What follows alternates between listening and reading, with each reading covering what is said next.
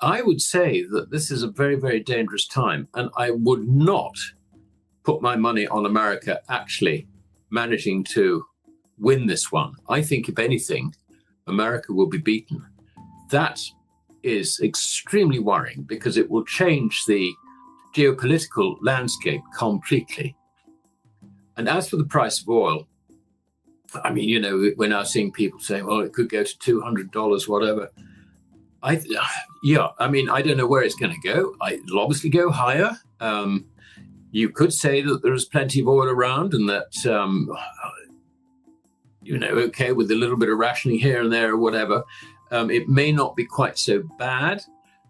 But having said that, I think the real problem isn't so much oil. I mean, that is a problem, but also it's the stuff which comes out of, from downstream, from the refineries.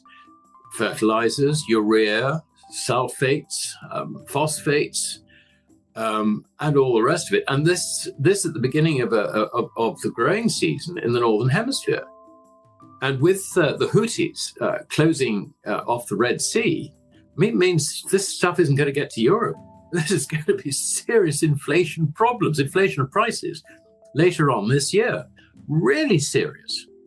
And nobody in Europe has planned for this. Nobody has any resilience against this development. And so we're just open to be literally slaughtered in this.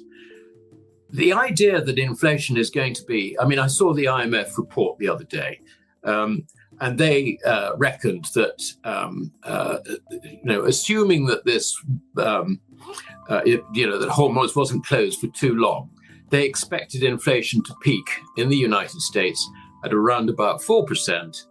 And furthermore, core inflation would go out at the end of the year at about 3%, and there would be one more cut in interest rates.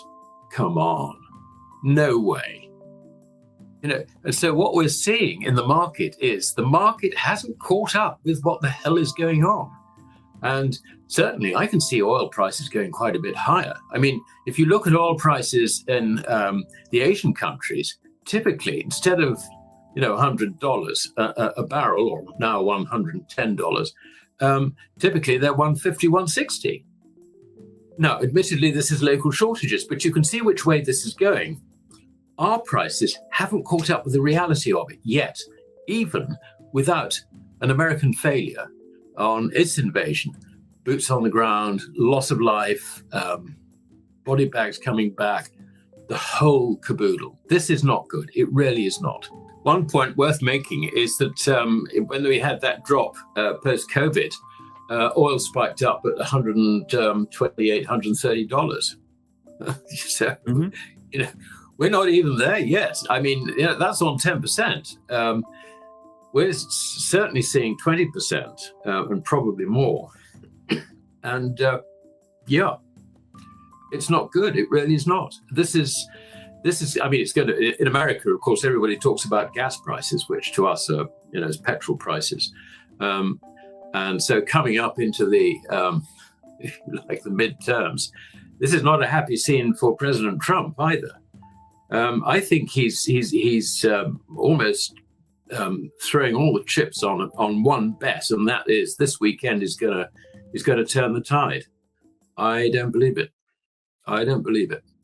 They've got an additional day to act, and with European markets closed for a fourth day, or certainly we are, I'm not too sure about the continent, I mean, it's probably his only chance to do it. But he's fighting, I think, virtually impossible odds.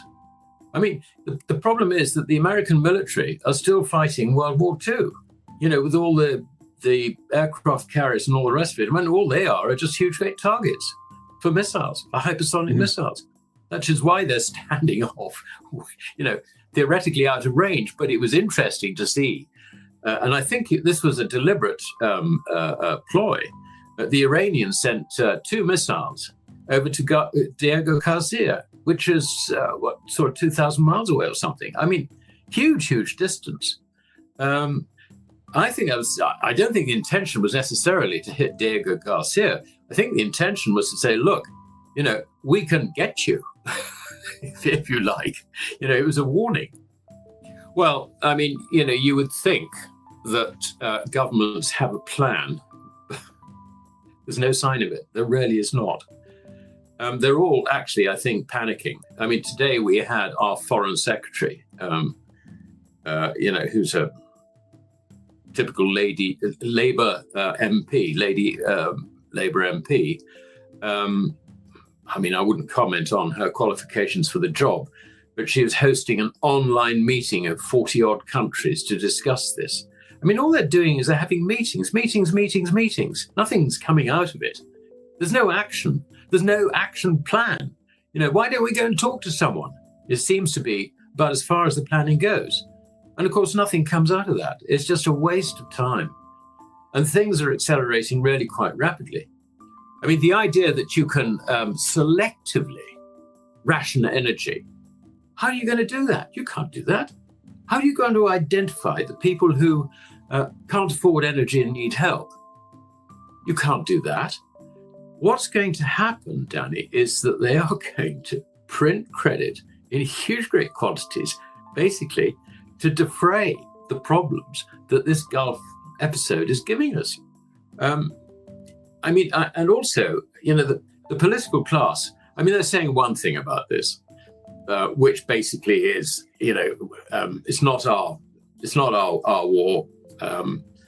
We will give you facilities. I mean, in the case of Britain, we will give you facilities to fly your bombers from our airfields and also our airfield in Cyprus for defensive purposes. I mean, honestly, what a load of rubbish.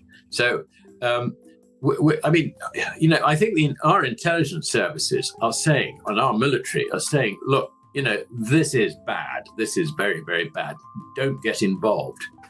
And so we have the situation where Starmer is determined not to get involved, but is actually not doing it as well as previous MPs, prime ministers. I refer back to Harold Macmillan in the late 50s. America wanted us to join in on Vietnam. We refused. Before that, we wanted America to join in with us on Suez. America refused. It's perfectly respectable for allies to decide not to get involved in someone else's war. Just bloody well say it. You don't need to sort of, go, whoa, I'm not too sure about this. We'll do this. We'll do that. I mean, they are ditherers, absolute ditherers.